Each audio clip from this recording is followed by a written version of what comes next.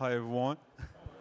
So today is quite a big day for you guys. Paris La Défense Arena will officially become Plenitude Arena from July 1st.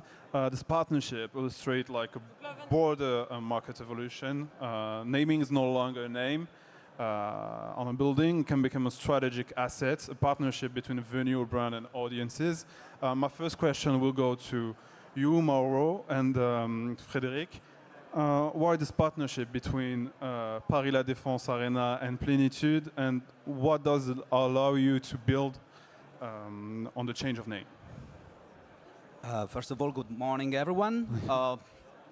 Well, as you said, it's way more than a sponsorship.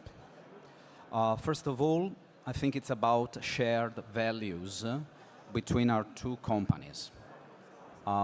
Second, there's a ambition element which is very relevant. We are thinking about how to develop further our companies. And further, I'd say it's really about the duration itself of the agreement. So we're not talking about a short-term agreement. We're talking about at least a 7-year, maybe 10 years, maybe more, and this changes radically, how you deal with such an agreement. And on yours, can you elaborate? Alors, peut-être avant de parler de Plénitude, qui vient de prendre le nom de la salle aujourd'hui, effectivement, je pense que c'est important de revenir en arrière et de parler de Paris La Défense, qui était le naming de cette salle pendant 8 ans et qui a permis de faire un mouvement assez significatif et qui a permis de transformer un quartier d'affaires en destination touristique. Les retombées pour l'établissement public de Paris La Défense sont supérieures à 200 millions. Et donc, quand on les compare à l'investissement qu'ils ont fait pour devenir nameur de cette salle, on s'aperçoit immédiatement que le ROI, les 7 millions de spectateurs qui ont rendu visite à la salle ont permis de mettre Paris La Défense sur le devant de la scène. Et à la fin de ce partenariat, quand il s'est agi de réfléchir à l'ADN de notre salle, on constate que l'industrie du spectacle a un sujet avec la responsabilité, les tournées, les 9 ou 10 camions de Taylor Swift, autant de camions pour tous les articles de merchandising. À un moment, on s'est interrogé sur notre rôle en matière de salle qui accueille aujourd'hui plus de 100 événements par an. Et donc, c'est l'histoire d'une rencontre avec une marque qui arrive sur un marché, qui souhaitait bénéficier d'une plateforme, et nous qui souhaitions bénéficier d'un spécialiste en matière d'énergie renouvelable et de transition énergétique. So, what does Plenitude bring to Paris La Défense Arena beyond visibility and naming revenue? Ouais, de la crédibilité. Alors évidemment des revenus, il ne faut pas en avoir honte. Ça permet d'assurer la croissance de cette salle. Mais au-delà de ça, c'est comme en sport de haut niveau, quand vous voulez performer, vous entourez les meilleurs. En ce qui nous concerne, notre métier, c'est de faire venir des productions. Notre métier, c'est pas, même si c'est dans l'ADN de la salle, parce qu'elle a été pensée comme ça, on a des panneaux solaires sur le toit, on a des réservoirs d'eau qui permettent de collecter l'eau de pluie pour arroser le terrain synthétique qui s'arrose du Racing. Néanmoins, pour aller un peu plus loin, on avait besoin de s'entourer d'un spécialiste. Et c'est la raison pour laquelle on s'est rapproché de Plénitude, qui n'est pas qu'un nom sur une salle, c'est un acteur qui va nous apporter son savoir-faire en matière d'analyse de consommation et pour nous accompagner dans les objectifs qu'on s'est fixés, qui sont une réduction de la consommation d'énergie de 40% à l'horizon 28, c'est-à-dire 2 ans avant le décret tertiaire, et un objectif de 80% de recyclage de nos déchets à chaque événement. I'm going to go back with you, Mauro. What, you highlight the alignment of values between Paris La Défense Arena and Plénitude. Why it was essential for you? I guess I'll start by giving credit to Nick's team for that, and clearly to the brief they received by the arena. When we first met, we didn't just talk about the visibility opportunity. It was really about, some core beliefs driving arena strategy. That's exactly what Frédéric just said. So in any subsequent meeting with Frédéric, let me say, the energy transition journey was always on the table. And as we were discussing the terms of the contract and thinking about how that should best reflect what we wanted to do, the idea that we would partner to go together in a certain direction was always on the table. So when I'm talking about values, clearly, since the very first day, I was very, happy with the idea that the arena had already such environmental commitments, very strict, very well described in their official documents, and that made it very easy, probably, to find a fit between the arena and us, and so that's why today you should not say it's Paris La Défense Arena. You should always repeat Plenitude Arena. Yeah, I'm gonna correct it. Thank you. So Nick, how this partnership illustrates the evolution of the sponsorships, and naming rights? Firstly, thanks everyone for having me here today. Definitely going to build on some of Mauro's points there. We have the privilege to represent lots of the most premium rights holders in sports and entertainment. And what you find with an incredible arena like the Plenitude Arena is you get the opportunity to be at the heart and be the vernacular for some of the most amazing stories and moments and the indelible memories that people have when they come and experience Celine Dion, or they come and experience Bad Bunny, or they come for the rugby, or they come for the tennis. And that's an amazing, amazing storytelling platform for a brand to build long-term equity and make a real difference with their brand to how people feel and think about how they show up on a long-term basis. So I think the heart of any great partnership is the storytelling.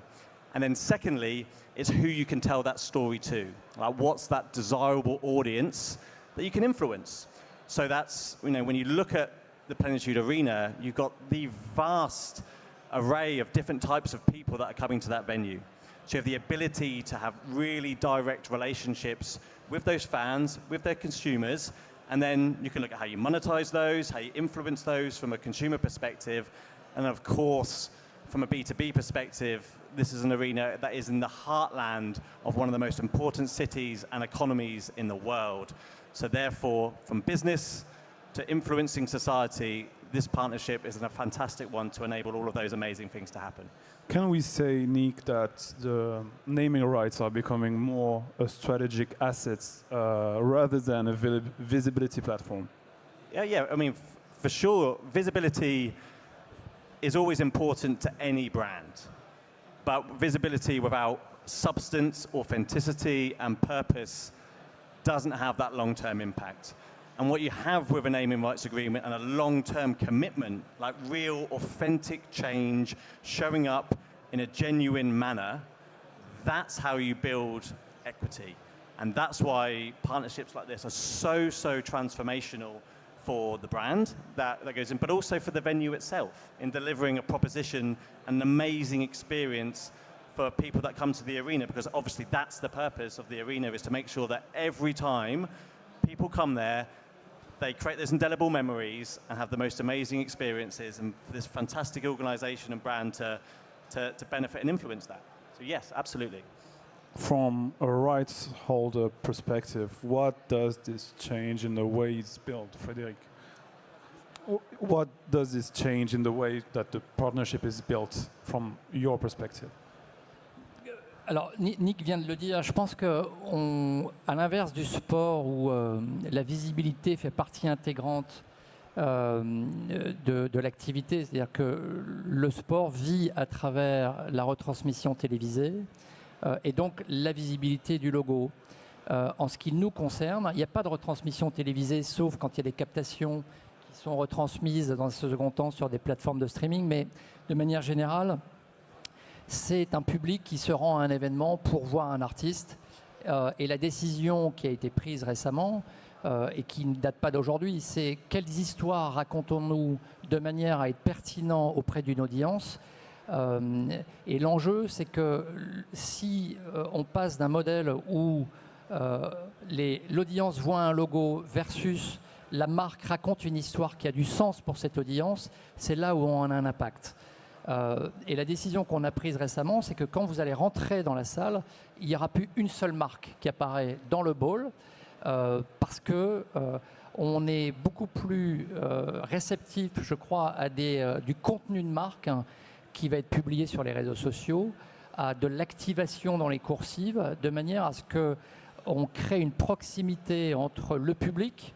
On parle de 3 millions de personnes qui vont venir l'année prochaine à Plenitude Arena, et accompagner les marques pour leur permettre de toucher cette cible, cette audience qui vient et qui est réceptive parce qu'elle vient dans un esprit de plaisir, elle vient se divertir. Et c'est vraiment ça qui change. Au-delà effectivement de l'accompagnement de Plénitude pour analyser nos process, pour auditer nos procédures, pour nous aider à atteindre nos objectifs que j'ai évoqué tout à l'heure, l'installation de bornes électriques dans le parking, quand bien même on incite le public à venir par les transports en commun. Bref, c'est tout un tas d'actions qui vont être mesurables pour atteindre les objectifs qu'on s'est fixés avec Plénitude. So I got a question for all you three guys. When we say that a partnership must deliver performance, what does that mean concretely for the arena? You speak about how you go to the arena, public transport and stuff. Can we elaborate a little bit more on this? I'm going to let you. Okay, I will then play a little bit, given the audience, the operational challenge, which is around energy, okay? But this is very important, and it goes back to the purpose side of this agreement. And probably in another context, I would be speaking about, supply of energy, energy efficiency, and the electric vehicle charging points. When I think about more of the, let me say, how to monetize as much as possible the investment, okay? I think I'd take the brand equity, story Nick was giving. That's where you basically have marketing, mixing with finance. And the idea is, through such an agreement, what we're doing is we are trying to compound the interest on our investment. And this is given, when you want to compound the interest from an investment, the investment must be long-term. An investment must start from a capital. And we have a clear capital in this case, and that's Plenitude Arena.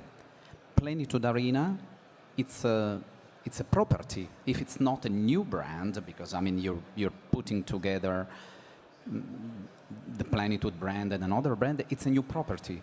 And that is exactly what, make this very different from, let me say, some kind of traditional sponsoring. So it's way more built on a brand equity mechanism, generating value over time. How do we measure the impact of a partnership? Is it around content? Is it about engagement, business impact, hospitality? I'm going to ask the question. There's a multitude of ways to measure ROI in any partnership. There will always be hygiene factors of brand awareness and media value and all those types of components, but they are hygiene factors. So, you know, talking of if you look at return on investment from sponsorship as a funnel, Mauro spoke about the top of the funnel there around how people feel and think about your brand and that brand equity and the value of that, which is easily measurable to see how people change over long-term compounding effects, as Mauro spoke about, how they feel about your brand. But then as you narrow down that funnel of conversion, that's when it becomes really quite scientific in terms of how you can generate value. So from a consumer perspective, the arenas like this sit on so much data, so much data that brings them really close to their fans and the people that come to the arena, which gives an amazing opportunity to deliver really bespoke experiences and engagements with your brand. So therefore to change behaviors, and then they will move towards your products and services that are going to add value for them. So from a consumer perspective, you need to see it like that. And the rights holders that are going to be the most successful in the future are the ones that are going to be able to grow their audiences and crucially the relationships with those audiences and the first party data that they get, and then find great ways of giving great experiences to monetize that. So that's on the consumer lens, and then overlaying that, you've got the business lens to the fact that you are able to take people, create amazing money can't buy experiences for both themselves, for their friends, family, colleagues, all of your stakeholders, to which experiences they've never had before, which again brings them another reason to believe in your organization, and to Mauro's point of when your substance behind the partnership is so true in terms of what you're trying to do and so credible, it means there they get to firsthand see your brand and your purpose and your values in action. So therefore you can then measure the return on that. So, but I suppose the most important thing for any partnership is those objectives are set at the front, at the start. And then you build strategies, constantly measure, and constantly evolve what you're doing over a long, long period of time. And that's how the best long-term partnerships will be true. Yeah. I'm going to ask also the same question for you, Frédéric. How do you measure the performance of a great partnership? Alors, j'en parlais tout à l'heure, on a fixé des objectifs en matière de réduction d'énergie, en matière de taux de recyclage de nos déchets. Mais il y a un sujet qui nous intéresse particulièrement aussi, c'est que au-delà de la capacité que les artistes, les productions, les agents cherchent en venant à Plenitude Arena, je rappelle que cette salle peut accueillir de 15 000 à 45 000 personnes. Et donc quand vous discutez avec un agent, qui représente l'artiste, au-delà de ses spécifications techniques, il y a aussi qui nous sommes. Et je l'évoquais tout à l'heure, il est important selon moi qu'on ait notre part de responsabilité dans le problème que cette industrie a, encore une fois, hein, les camions tournent dans le monde entier. C'est une des raisons aussi pour lesquelles on va développer un concept qui n'est pas nouveau, qui est le phénomène des résidences. On va commencer avec Céline Dion. Là où un artiste tournait dans le monde entier, l'artiste peut s'installer aujourd'hui. Alors vous allez me demander, mais est-ce qu'il est plus responsable de faire tourner un artiste ou de faire venir le public à lui? Certes, mais en tout état de cause, ça fait aussi partie des projets que nous menons, d'attirer des résidences et puis d'envoyer un message à l'écosystème représenté par les productions, les agents, les artistes eux-mêmes qui regardent sur les réseaux sociaux ce que nous faisons. Et donc c'est important d'être responsable, de le faire savoir, donc de communiquer et de mesurer et de partager ces résultats avec toutes nos parties prenantes. I want you to go back, Frédéric, on something that you talked about earlier. It was around innovation. How can this partnership become a concrete field of innovation, particularly around live experience and energy transition? Alors, vous savez, on est une salle qui consomme grosso modo 7000 MWh par an. Alors, ça ne parle pas à grand monde, mais c'est beaucoup. Et donc, comme je l'évoquais tout à l'heure, quand on veut réussir dans une activité, c'est important de s'entourer des meilleurs. C'est ce qu'on fait avec Plénitude. Et donc demain, l'enjeu, c'est de pouvoir partager ces informations avec le plus grand nombre et d'exposer nos publics aux initiatives prises par la salle. En général, on parle souvent d'économie d'énergie dans les data centers, etc., etc. L'enjeu avec cette salle, c'est que ça va devenir visible. C'est-à-dire qu'on n'est pas sur un partenariat, on n'est pas sur une posture consistant à mettre un logo sur une salle, on est sur un partenariat qui représente un intérêt pour les deux parties et qui doit nous permettre de montrer au plus grand nombre si ça a été difficile à gérer pour une salle comme Plenitude Arena et si ça a été possible, ça le sera pour beaucoup d'autres environnements. Et donc, je pense que c'est à ça qu'on doit servir pour Plénitude, c'est à ça qu'on doit s'atteler pour parler aux productions et aux agents. Il y a de plus en plus d'artistes qui sont très conscients de ces problématiques. Billie Eilish pose des questions extrêmement précises sur la capacité du lieu dans lequel elle se produit, sur son taux de recyclage des déchets, etc., etc. Donc ça rajoute un casse-tête supplémentaire, toute négociation qu'on a déjà, mais néanmoins c'est une composante de l'écosystème. Donc il faut qu'on en tienne compte parce que c'est notre business qui est en jeu. Around this commitment, how can Plenitude make its commitment concrete and credible beyond the brand messaging? Okay, that's the the energy component. I mean, very quickly, we're going to supply power to the arena, and the power will be guaranteed by certificates of renewable production, which will be only French, by the way, with a contract that will span the horizon of the partnership, which is again a deliberate choice. A deliberate choice we do to say this is a kind of contract we would like to replicate with more companies in France in order to give them 100% energy certified by guarantees of origin. Secondly, we will be installing a growing number, I'd say, and that will go with demand of charging points for electric vehicles. I mean, the market for electric vehicles in France is skyrocketing since the beginning of the year. So I expect that's going to be a quickly growing number. And third, we're going to take the challenge of improving let me say, the energy efficiency posture of the arena, which is a challenge because they are doing a fantastic job. So we will have to build on top of it. We're going to give ourselves time to understand very well how the arena is working and to devise a plan that will allow us to put in place the best technologies available. To finish, I'm going to ask the final questions for all three of you guys. In one sentence, can you talk about what do you think the future of naming will be like in the next few years, next decades, or even like centuries? Yeah, Christ. Undoubtedly, I'm going to bring it back to the fan. Okay, I'm going to bring it back to how entertainment and sports can create bespoke experiences for fans that are there. That's really, really important. So the story must be authentic to what Mauro talked about.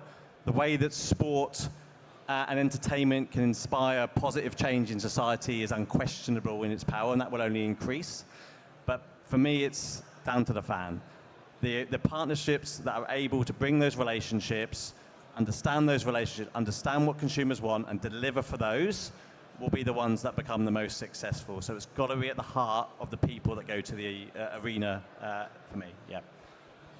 And for you, Frédéric. Je crois que les partenariats au sens large doivent évoluer vers de la simple visibilité, vers des partenariats qui ont du sens. Parce que si vous racontez des histoires à 40 000 personnes dans une salle, multipliées par le nombre de concerts, donc pour arriver aux 3 millions que j'évoquais, ils le sentent. Et donc, il est important que ces partenariats soient construits de manière intelligente et ils le seront s'ils ont du sens. Et comme je l'évoquais, ça a beaucoup de sens pour nous parce que Plénitude va nous accompagner dans l'atteinte des objectifs qu'on s'est fixés, parce que c'est notre responsabilité. Et donc, pour conclure, je pense que les partenariats au sens large et les namings en particulier, c'est pas tant de la visibilité que des partenariats qui ont du sens parce qu'ils sont cohérents avec ce que la société vit aujourd'hui et qu'on doit prendre à bras-le-corps. The final word will be for you. Personally, I think naming agreements are very different. And well, I leave to Nick to say whether they're going to be even more important. I'm not a word expert around that. What I observe is, you know, this is the first day. Plenitude Arena starts today, July 1st, 2026. And I mean, for once, the big effort is not about negotiating the contract, it's making it live. The real job starts today. We have a shared property. We have to engage people. We have to tell them about energy transition. We have to tell them about the brand and the amazing program of artists that will, you know, perform at this amazing venue. And this means it takes discipline, it takes commitment. It's not that kind of, you know, investment in sponsoring and then you forget about it. This is why you have to have everything aligned, the purpose, the, let me say, the commitment, and clearly, very clear ideas about where you want to go long term. Thank you, guys. It was a great pleasure to have you today. And again, congratulations on this massive news. And thank you for being here. Thank you very much. Thank you. Merci.